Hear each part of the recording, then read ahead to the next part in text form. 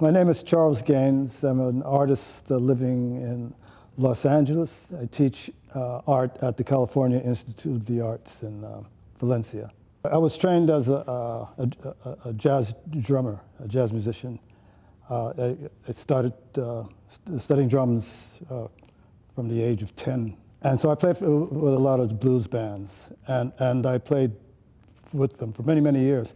I got the opportunity to play with B.B. King and Bobby Blue Bland and some other sort of noteworthy blues guitarists. Because over the years, the blues has reached this point of being one of the high musical forms. And before, when I was playing as a young person, it wasn't considered that. You know, there's this Motown sound, which is certain popular black music. And then there's the blues, which is black music, and the other form was jazz. And the blues had this sort of reputation among other forms of music as being country music. As far as jazz musicians are concerned, had this problem of not playing to the mind, but just playing to the emotions, and it seemed to a lot of jazz musicians that it obscured the intelligence of the musician. These are notions that I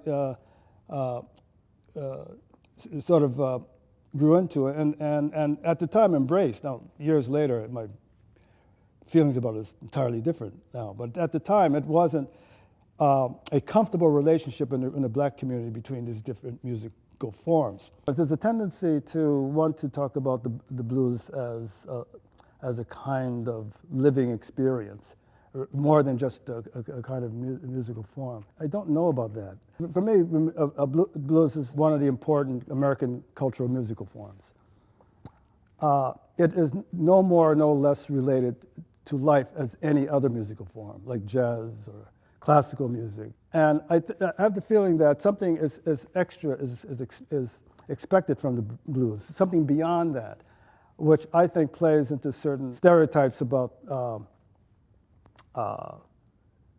black people and soul, and to have a more direct relationship with their emotions. The same kind of questions never asked of me, or the same kind of issues never been raised with respect to jazz.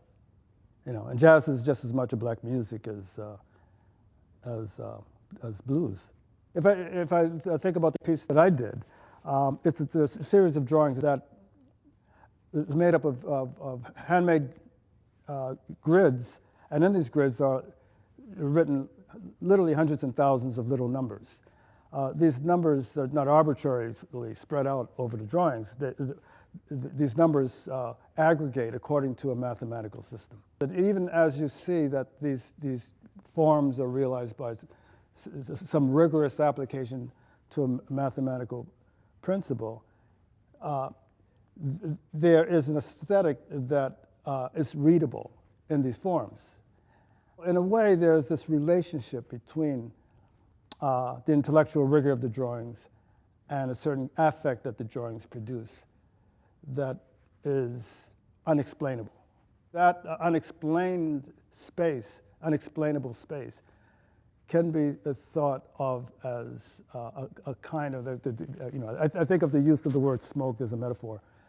That can go in many different ways. That metaphor for me means the transient, the ephemeral, it's speaking of more than substance but change. And that unexplained space, I think, is this force of change that